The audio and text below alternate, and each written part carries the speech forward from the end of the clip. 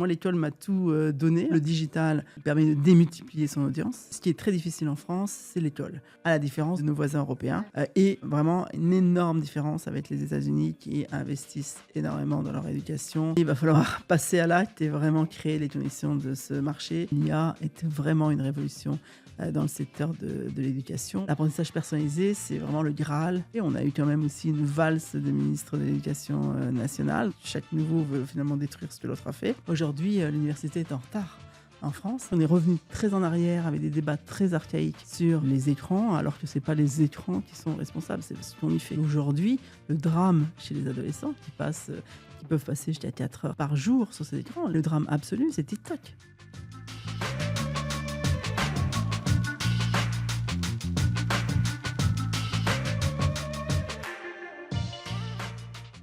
Bonjour à tous et ravi de vous retrouver pour ce nouvel épisode consacré aujourd'hui, vous allez le voir, à l'éducation, à l'enseignement supérieur et à la finance. On va en parler dans un instant. Mais d'abord, le plus grand fonds d'EdTech européen est français et en 5 ans d'existence, EduCapital a investi dans plus d'une trentaine d'entreprises, parmi lesquelles des fleurons français de cette industrie. Les projets vont des livres audio pour enfants au coaching en reconversion en passant par des écoles de code. Vous dites, chère Marie-Christine Levé, être un pur produit de l'école de la République et de la méritocratie à la française.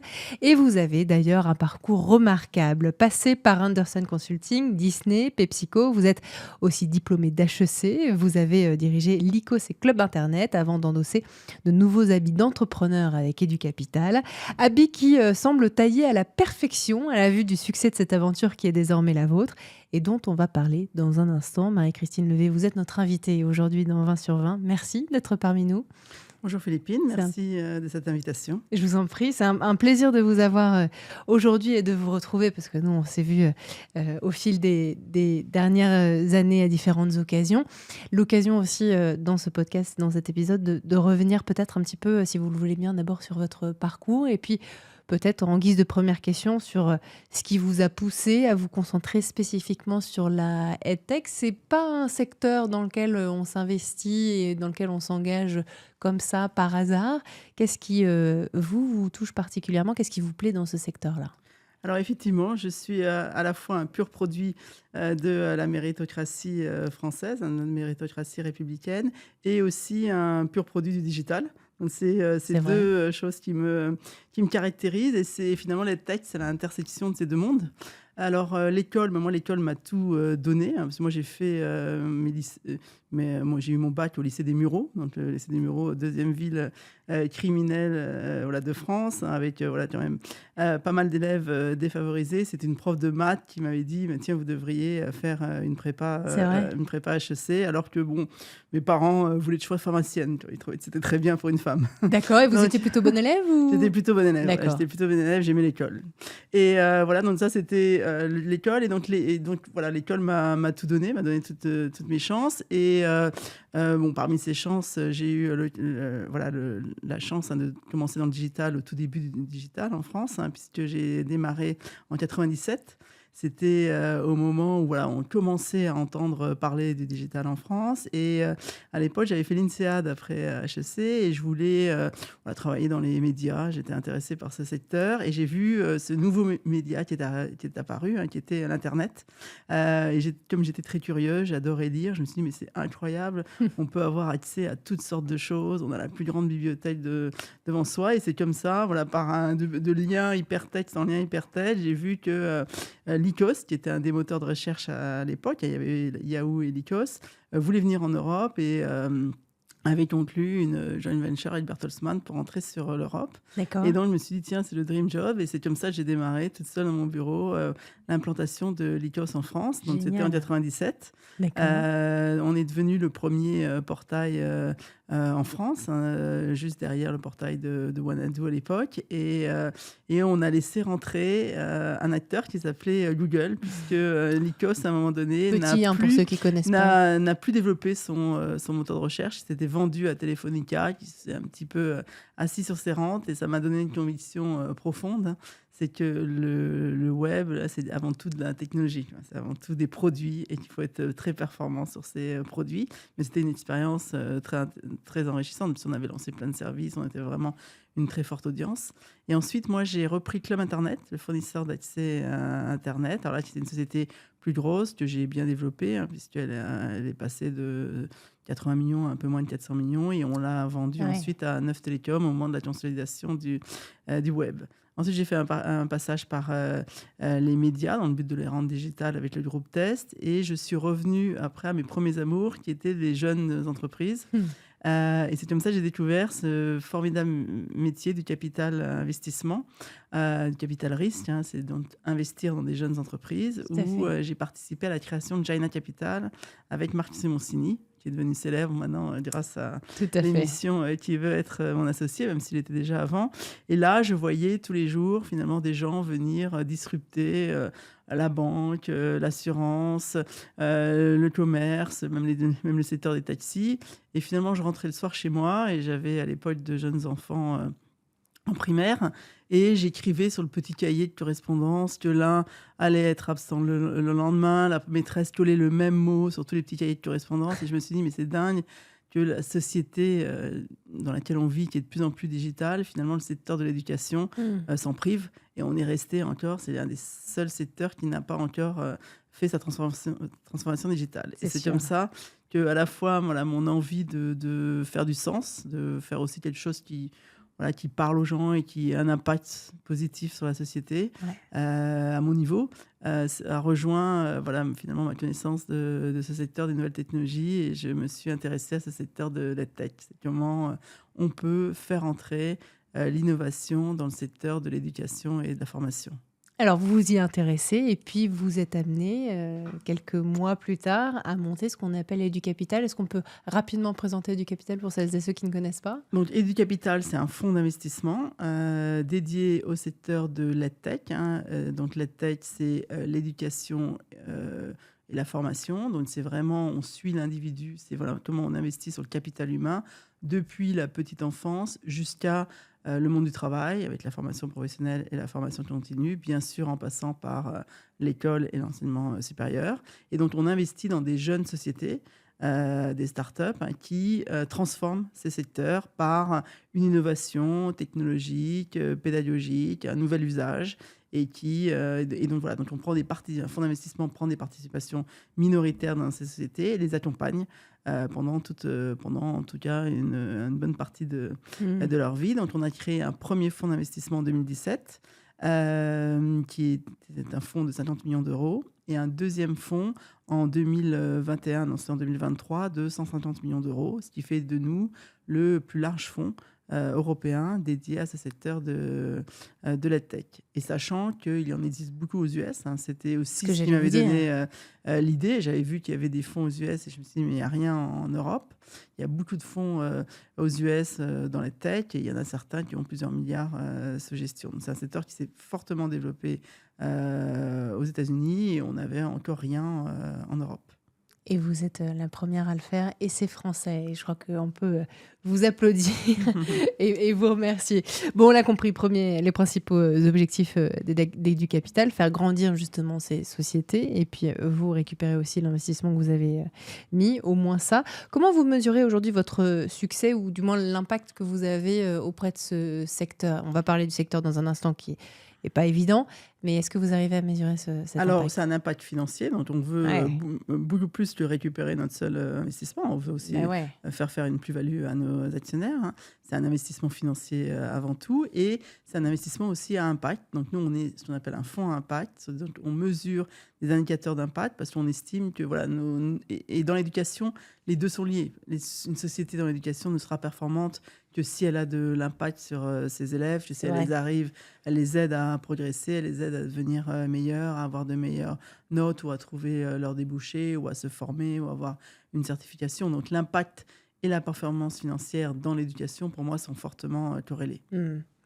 EduCapital est aussi connu, donc on l'a dit, pour son approche sur l'impact. Ça veut dire quoi ? On a l'impression régulièrement que l'impact, ça veut tout dire et rien dire. Vous, c'est quoi votre définition de l'impact? Comment ça influence justement cette stratégie d'investissement dont vous me parlez? Alors, effectivement, il y a eu beaucoup de brainwashing un peu Ouais. sur l'impact.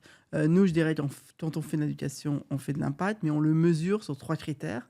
Le premier critère, c'est ce qu'on appelle le reach, c'est l'ampleur de notre investissement. C'est que pour nous, le digital, c'est l'avantage premier du digital, permet d'atteindre une large audience. Ouais. C'est vraiment, il permet de démultiplier son audience. C'est ce que, avant tout, fait en premier le digital. Le deuxième, si on mesure un impact d'inclusion. Souvent, voilà, le but du digital, c'est souvent ça réduit les prix, donc ça permet d'inclure une population qui n'aurait pas accès à un service, ou ça permet d'inclure des élèves décrocheurs, ou d'inclure des gens qui auraient décroché du système scolaire et qui, grâce au digital, se reforment et gagnent une certification et donc peuvent se retrouver un emploi. Donc, vous voyez, c'est vraiment ce critère d'inclusion. Et le troisième, c'est celui le plus important, le plus difficile aussi à mesurer, c'est l'outcome, c'est en quoi un apprentissage digital ou avec du numérique, hein, parce que ça peut être des fois de l'hybride, permet d'améliorer l'apprentissage et in fine d'améliorer ce avec quoi les élèves vont sortir ou les apprenants vont sortir. C'est quoi les startups, selon vous, les plus prometteuses de votre portefeuille, que vous croyez capables de changer complètement d'une manière ou d'une autre le paysage éducatif? Alors, il y en a beaucoup, hein. Bon, on commence par le plus jeune âge. On a investi dans l'Uni. On était un des premiers investisseurs de l'Uni. Ouais. L'Uni, c'est la petite boîte à histoire qui développe la créativité des enfants sans écran. Donc, c'est un sujet important, le sujet des écrans pour les enfants. Nous, on pense qu'effectivement, avant 3 ans, c'est pas la peine de mettre des enfants sur des écrans. Donc, l'Uni, ça permet justement d'avoir un outil un peu interactif qui développe la créativité, mais qui n'a pas d'écran. Ensuite, on a investi dans le cadre de l'école dans Lalilo. Lalilo, c'est une société qui aujourd'hui fait son chemin aux États-Unis, mais qui utilisait de l'intelligence artificielle pour apprendre aux enfants à lire. Hein. Donc, c'est des programmes d'apprentissage personnalisés pour la lecture. On a investi aussi dans Evidence B, qui fait la même chose pour les maths, le français, les langues. Hein. Donc, c'est vraiment comment j'utilise l'IA pour donner de l'apprentissage personnalisé. Si je remonte l'âge de l'enfant, on a investi aussi dans Digistool, ce sont des applications de révision. C'est un grand site étudiant qui a beaucoup d'audience, justement pour donner plein de conseils sur l'après-bac, Parcoursup, le choix de sa filière, et aussi de les aider à réviser le brevet, réviser le bac, réviser des examens comme le TOEIC, Le permis de conduire, je crois permis de aussi. conduire, apprendre des langues. Donc, c'est des apps de révision. On a investi alors après, plus la personne grandit, après on est dans l'enseignement supérieur, une société très intéressante au Danemark, qui est Labster, qui permet de faire de l'apprentissage des sciences par la réalité virtuelle. En général, les sciences peuvent être vues par beaucoup comme une matière rébarbative. La chimie, la physique, ça peut être compliqué. Et là, on engage plus les étudiants puisqu'on leur permet de faire des expériences. Voilà. Donc ça, c'est pour à la fois le lycée et l'enseignement supérieur. Ensuite, on arrive aussi à l'individu une fois qu'il est dans la vie active. Hein. Et donc là, beaucoup de sociétés qui permettent de former des gens qui auraient pu décrocher de l'école ou qui ont besoin de se reformer pour retrouver un emploi ou trouver un emploi qui leur correspond mieux. Donc là, on a investi dans Live Mentor, qui fait de la formation à l'entrepreneuriat, Outlook, formation au code. En Allemagne, une université très intéressante, Tomorrow University, qui permet de se former sur tous les sujets d'entrepreneuriat et de sustainability. Voilà, donc beaucoup de sociétés très, très différentes les unes des autres. Ouais, et pour c'est sûr. finir, je pourrais parler de Preply, qui est un des fleurons de notre portefeuille, qui est une société fondée par un Ukrainien, basée en Espagne, et qui est une plateforme d'apprentissage des langues présente dans 150 pays, donc qui permet à tout un chacun finalement de s'entraîner grâce à un tuteur dans le monde entier et de se perfectionner en langue. Sacré portefeuille. C'est chouette. Ouais, c'est chouette. Ouais, c'est ça vous chouette. rend Surtout, heureux? oui, parce que je pense que les entrepreneurs qui viennent dans ce secteur, ils font pas ça juste pour se dire je fais une société, elle va réussir, Ouais. etc. C'est qu'ils sont vraiment motivés, parce que ce sont des gens qui auraient pu faire fortune ailleurs, hein, aller dans la fintech, sûr. etc. Et ils ont vraiment, en général, souvent un parcours avec une expérience d'éducation forte, hein, et ils ont envie de redonner finalement à la société ce que la société leur a donné. Et ils ont envie aussi vraiment d'apporter une valeur ajoutée, un changement dans ce monde de l'éducation, et d'apporter leur pierre à l'édifice de transformation de ce monde qui est compliqué. D'autant plus qu'on dit régulièrement que le marché de la EdTech, c'est un marché compliqué, où il n'y a pas toujours de business model. Plus on se rapproche des petits-enfants, moins il y a de business model, ou plus il est difficile de générer de l'argent, du cash et ensuite de le redistribuer. Donc c'est vrai que ça part d'un engagement aussi. Et d'ailleurs, j'en veux pour preuve les chiffres qui montrent que l'Europe ne représente que 8% des investissements mondiaux en EdTech. Pour vous, c'est quoi les principaux obstacles à la croissance de ce marché par rapport, vous en avez parlé tout à l'heure, aux États-Unis où ça cartonne, ou à l'Inde qui est vraiment un marché émergent mais qui cartonne aussi de plus en plus? Alors, je dirais que le marché de la EdTech, il est différent selon son place sur la formation continue, la formation professionnelle ou l'école. Ce qui est très difficile en France, c'est l'école. Aujourd'hui, Ouais. le monde de la formation professionnelle, en France, on n'a rien à envier à nos voisins européens ou même américains. Les entreprises dépensent des budgets pour former leurs collaborateurs. Nous, une des plus belles sociétés du portefeuille, c'est 360 Learning, Oui. qui propose une plateforme de formation collaborative à la plupart des entreprises du CAC 40 et du SBF 120. Donc, ça permet vraiment de diffuser la formation dans l'entreprise. La formation continue aussi, on est très fort en France. Je pense qu'il y a eu énormément d'actions gouvernementales avec le ton de personnel de formation qui a vraiment totalement changé ce secteur de la formation qui était opaque. Tout à fait. Puisqu'on est venu d'une formation qui, en général, il y avait ce 1% formation, on ne savait pas où ça allait. Finalement, c'est l'individu qui choisit où il veut se former. Donc, ça a eu vraiment énormément de valeur ajoutée pour reformer des collaborateurs ou reformer ou se reformer soi-même si on a envie d'aller dans une nouvelle direction ou d'avoir une certification pour retrouver un job ou créer son entreprise, par exemple avec la Mentor. Et ce qui est difficile, et là, on n'a vraiment rien à envier pareil aux autres pays européens et même aux US. Ce qui est très difficile en France, c'est l'école, puisque aujourd'hui, on n'a pas encore un marché EdTech de l'école primaire collège lycée, ça vous devez le savoir, Oui. aux Philippines, Oui, si vous oui, avez oui. bien suivi ce secteur. C'est un marché encore très compliqué, très centralisé, où finalement les sociétés vivent beaucoup de subventions, et on n'a pas réellement créé les conditions d'un marché, à la différence de beaucoup de nos pays, de nos voisins européens.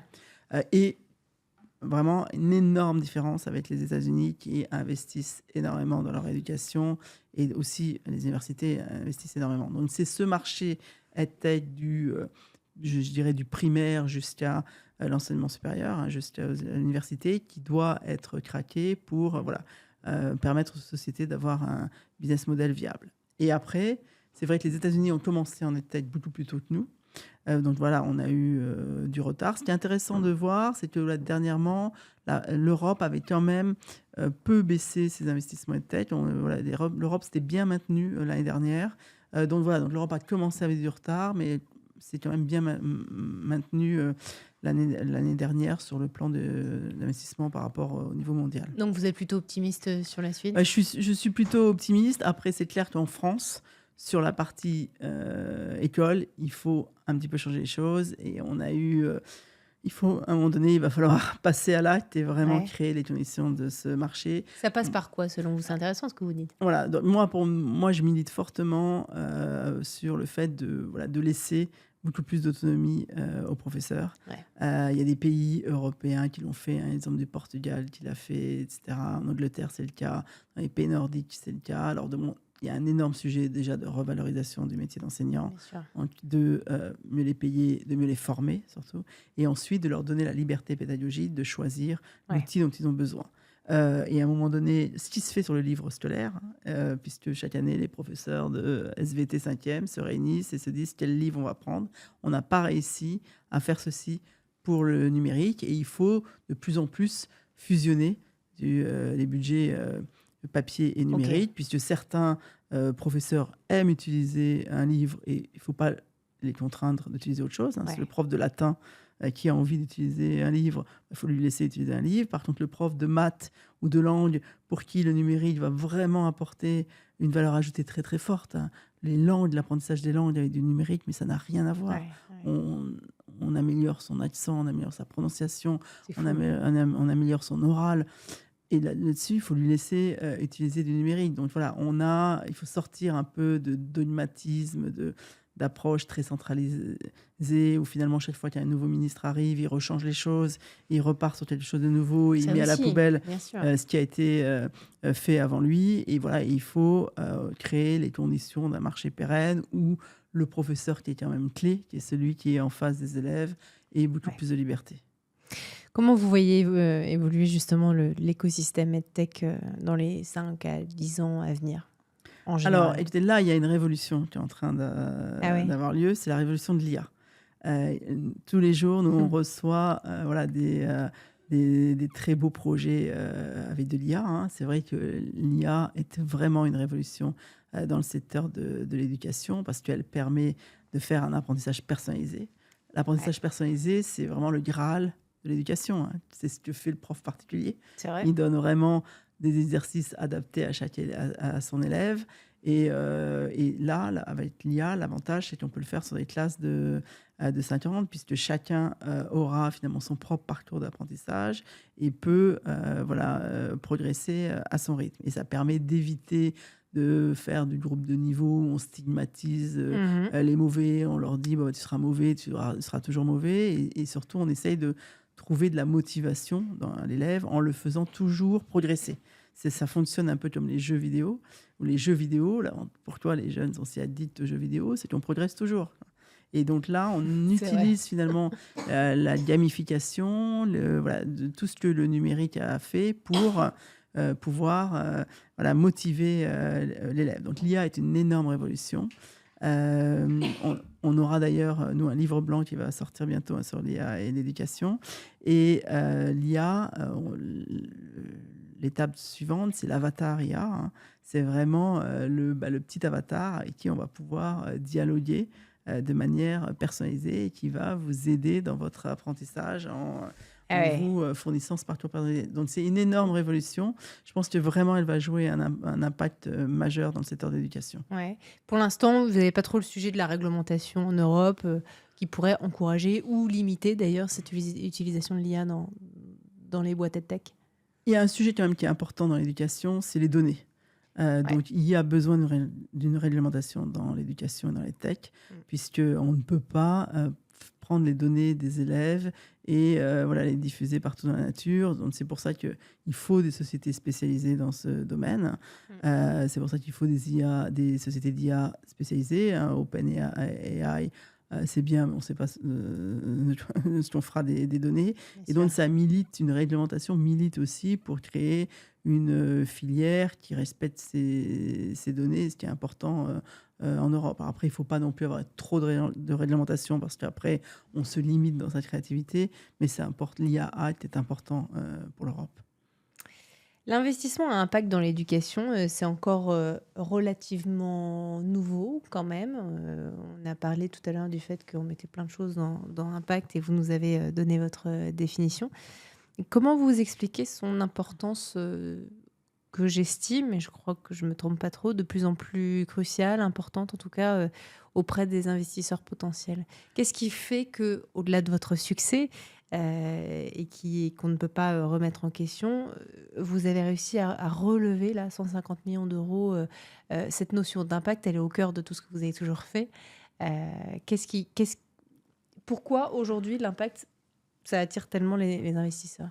Je pense que déjà, dans l'éducation, on fait de l'impact. Oui, c'est vraiment Ouais. natif.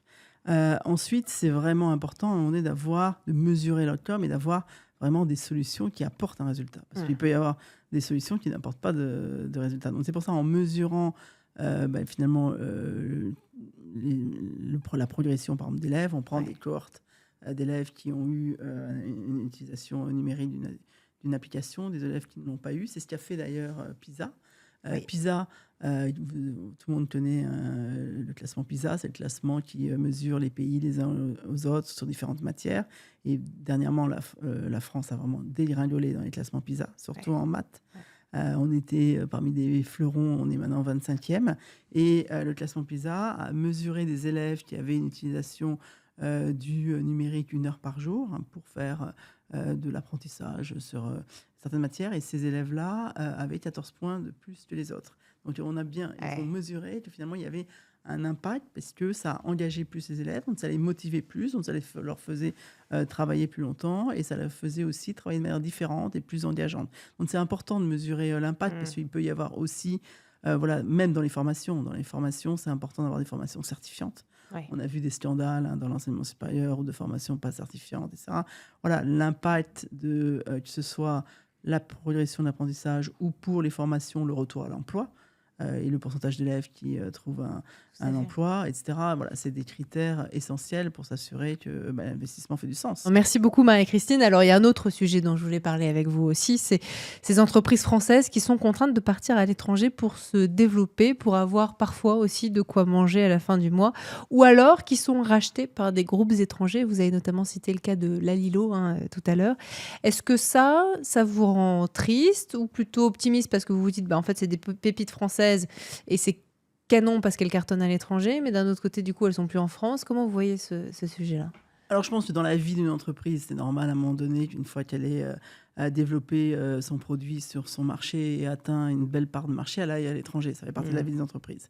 Sauf que dans les tech, ça arrive un peu trop tôt. Ouais. Alors, si vous voulez, si on prend deux cas différents, 360 Learning, une société dans la formation professionnelle dans laquelle on a investi, elle a atteint une 50aine de millions d'euros en France. Elle sert la plupart des grands groupes français. Elle leur donne donc cet outil pour diffuser la formation dans leur entreprise et faire en sorte que la formation soit plus collaborative entre les différentes personnes de l'entreprise plutôt qu'une formation top-down. Ça, elle atteint une belle taille critique en France. Là, maintenant, elle va aux US. C'est tout à fait normal. Et à la limite, c'est bien d'avoir des fleurons français qui aillent aux US. Ce qui se passe dans les tech, ce qu'on appelle le K-12, c'est-à-dire le primaire, collège, lycée, c'est que comme il n'y a pas encore de marché local, comme on en a parlé tout à l'heure, on n'a pas structuré un marché, les sociétés vivent d'appel d'offres en appel d'offres, de subvention en subvention. Très jeunes, elles veulent aller à l'étranger. Et ça, voilà, c'est pas bien. Il faut pouvoir avoir un marché local qui permet de faire grossir assez bien nos sociétés. Et elles veulent aller à l'étranger. Donc déjà, c'est un risque de dispersion fort. C'est dur d'aller à l'étranger. Les États-Unis n'attendent pas les sociétés françaises.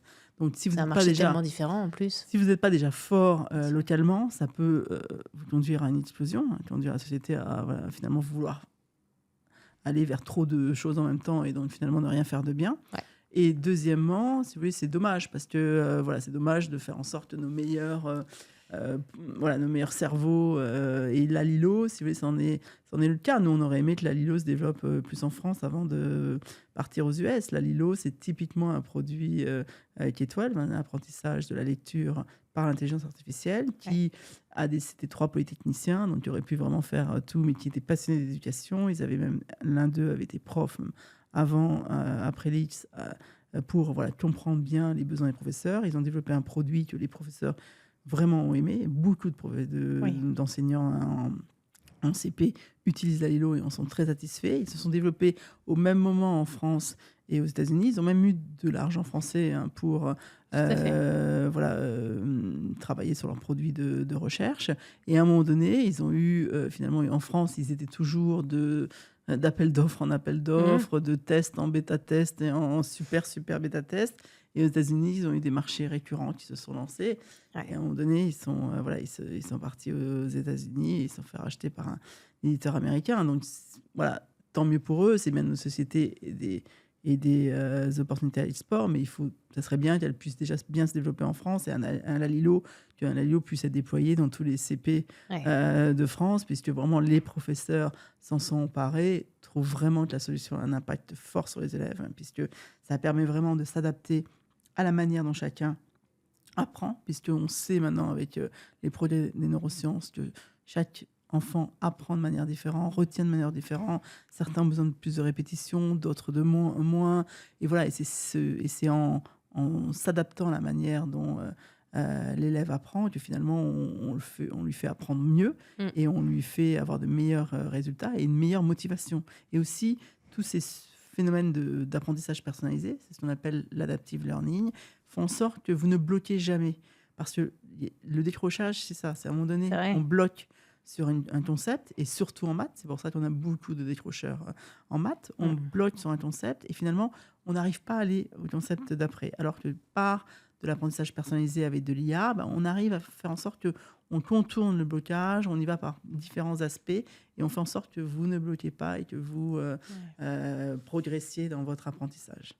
Donc cette question de marché qui n'existe pas encore en France, chez les plus jeunes en tout cas, c'est plus quelque part, si je vous comprends bien, une question de volonté politique en fait. Oui, c'est une volonté politique. Alors il y a eu quand même des choses très positives. Donc il y a eu des programmes d'investissement d'avenir qui ont aidé les sociétés françaises à financer leur investissement en recherche, donc sur l'IA particulièrement, parce que c'est très consommateur d'argent.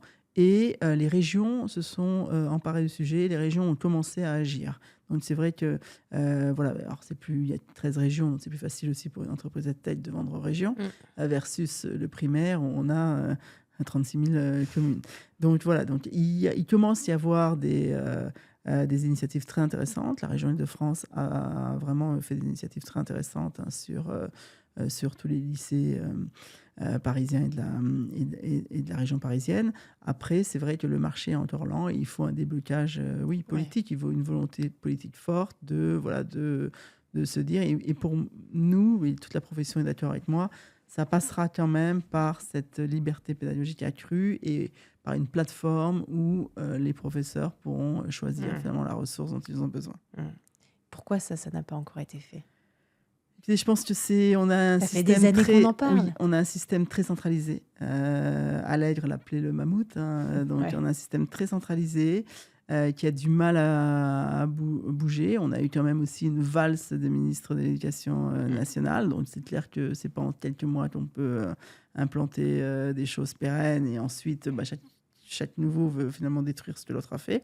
Donc on espère à un moment donné qu'on aura de la continuité. Il faut de la continuité dans la décision politique et il faut des politiques fortes. Et ça serait dommage de se priver d'innovation dans cette secteur d'éducation parce que nos voisins européens avancent. Il y a des pays qui avancent très très vite. Les pays de Danemark, les pays du nord de l'Europe avancent très très vite. L'Angleterre avance vite, les États-Unis avancent vite. Et donc ça c'est vrai pour l'école, mais c'est vrai aussi pour les universités. Aujourd'hui, l'université est en retard en France. Elle prend du retard par rapport aux écoles de commerce privées. C'est dommage parce qu'on a vraiment de très beaux talents. Et c'est vrai qu'à un moment donné, il faut avancer. Et je pense que c'est du courage politique. Marie-Christine, je change de sujet, mais quelque part, on n'est pas si loin de ce qu'on vient d'évoquer. Vous avez récemment écrit dans une tribune la chose suivante, je vous cite. « En France, ce ne sont pas les réseaux sociaux qui sont pointés du doigt, mais bien les écrans, une notion fourre-tout qui pénalise l'ensemble du secteur numérique.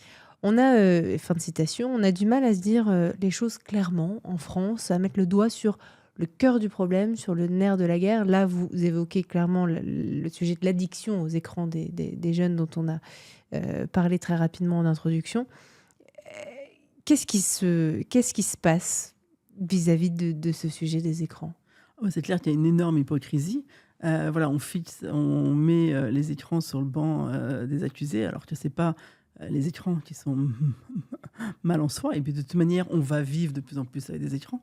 Donc on ne peut pas revenir en arrière. Les écrans prennent de plus en plus une place importante dans notre vie à tous. Mais c'est plutôt l'usage qu'on en fait. Et aujourd'hui, le drame chez les adolescents qui peuvent passer jusqu'à 4 heures, 5 heures, des chiffres, c'est hallucinant. Par jour sur ces écrans, le drame, c'est les réseaux sociaux. Et le drame absolu, c'est TikTok. Il faut dire les choses telles qu'elles sont. Ce n'est pas les exercices de maths que l'on va faire pendant une demi-heure où l'on va devenir addict. Ce n'est pas l'application d'apprentissage des langues qui va créer de l'addiction. Donc l'addiction, elle est vraiment sur les réseaux sociaux et ils sont conçus pour ça. Ils sont conçus pour vous donner ce que vous avez envie de voir. Donc en plus, avec tous les problèmes qu'il y a pu avoir de déviance de ces systèmes des algorithmes. Et donc voilà, aujourd'hui, il faut clairement encadrer le temps d'écran des adolescents sur ces réseaux sociaux. Mais pour ceci, si vous voulez, il faut faire face. Alors là, on a besoin de l'Europe. C'est clair qu'on ne peut pas le faire au niveau seulement d'un pays. On a besoin de l'Europe et il faut faire face à des mastodontes qui ont des lobbies très puissants. Il faut appeler un chat un chat. C'est des gens qui ont vraiment des lobbies très puissants. Mais à un moment donné, on pourrait encadrer ce temps d'écran. Et c'est pas non plus en empêchant des jeunes d'avoir un téléphone portable. Aujourd'hui, voilà, tous les outils de communication font partie voilà, de la vie courante, etc. Mais donc, c'est ce temps d'écran, il doit être contrôlé. Et justement, quand on met de l'écran en classe, c'est sous la supervision du professeur. C'est lui qui contrôle le temps d'écran et qui l'utilise à bon escient. C'est comment ça se passe, le numérique à l'école. C'est que voilà, le professeur fait sa classe de manière classique. À un moment donné, au lieu de finalement donner le même exercice à tout le monde sous feuille copier, chacun a son petit exercice qui lui correspond sur son écran. C'est ça l'adaptive learning. C'est rien de différent de ce que fait le prof de campagne quand il a 3 élèves de 3 classes différentes en face de lui. Il leur donne 3 exercices différents, sauf que quand vous avez une classe de 25, aujourd'hui même des fois de 28, 30, vous ne pouvez pas le faire. Et donc, c'est ce que le numérique permet de faire. Et donc, c'est vrai qu'il y a une vaste... Je trouve qu'on est revenu très en arrière avec des débats très archaïques sur voilà, les écrans, alors que ce n'est pas les écrans qui sont responsables, c'est ce qu'on y fait. Ouais. En ce sens, est-ce que la pause numérique qui a été souhaitée par l'ancienne ministre de l'Éducation nationale, Nicole Belloubet, ne vient pas freiner justement cet élan que vous appelez de vos voeux pour un apprentissage adaptatif? Si les écoles sont pourvues de tablettes ou de PC, on peut très bien confisquer le téléphone portable des enfants pour éviter que pendant les cours, ils regardent leur portable. Et quand ils regardent leur portable pendant les cours, c'est pour regarder des réseaux sociaux. C'est pas pour aller faire des maths.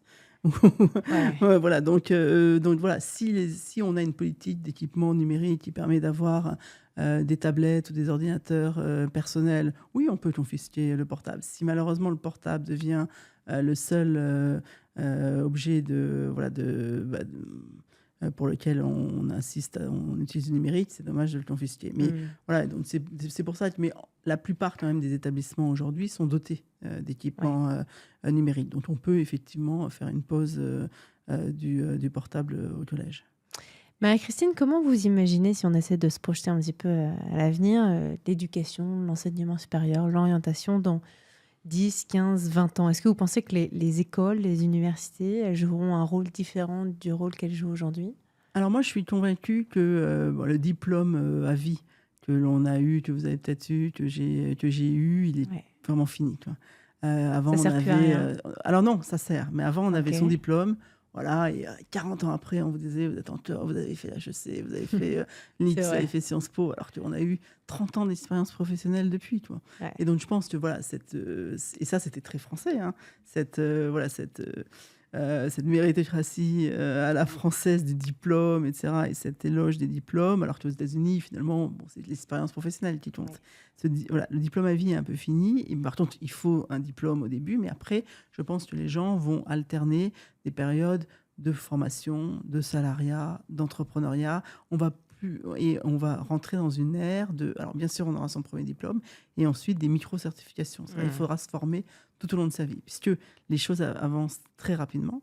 Si on prend, par exemple, le marketing, il évolue très rapidement. Le marketing que moi, j'ai étudié à HEC il y a 30 ans et le marketing qu'on fait aujourd'hui sur les réseaux sociaux et tout, il faut se reformer. Donc, à un moment donné, vous aurez besoin de vous reformer tout au long de votre vie. Et c'est pour ça que moi, je crois beaucoup à la formation continue en ligne pour les adultes. Autant pour les enfants, chaque fois qu'on parle de numérique, il ne faut vraiment pas se tromper, c'est du numérique au service des enseignants. Tout à fait. Voilà, le numérique est un outil pour les enseignants, ou alors ça permet de réviser le soir chez soi, mais c'est le prof qui contrôle. Par contre, dans l'âge adulte, où vous avez un peu plus de maîtrise de votre temps, on peut vraiment, grâce au numérique, se reformer, acquérir des compétences supplémentaires, se former avec les meilleures universités du monde entier. Nous, par exemple, typiquement, on a investi dans une université en Allemagne, totalement numérique, qui permet de former des masters sur tout ce qui est sustainability. On a investi en France dans une société qui s'appelle UPSO, académie qui permet de se reformer, alors là, pour des métiers du bâtiment, pour des métiers de l'automobile. Donc c'est souvent des gens qui ont abandonné très tôt l'école ou qui sont en période de chômage et qui, grâce à ces formations et ces certifications, se reforment et trouvent un emploi. Donc voilà, là, la formation en ligne pour l'adulte, elle est vraiment cruciale. Et voilà, et demain, je pense qu'on fera beaucoup plus de métiers dans une vie et on aura aussi beaucoup plus de formations et de micro-certifications. On aura dans son LinkedIn, on aura son école et voilà, j'ai eu telle micro-certification. Donc ouais, je pense que voilà, l'avenir de l'éducation en ligne a encore de belles heures devant elle. Devant elle. On aura de plus en plus de parcours atypiques aussi, et peut-être que c'est ça aussi la richesse de demain. Vous le dites. Alors, il y avait un autre sujet que je voulais aborder avec vous, Marie-Christine, c'est celui de vous et de ce que vous représentez, parce qu'Educapital est un rare exemple de fonds de capital risque dirigé par une femme.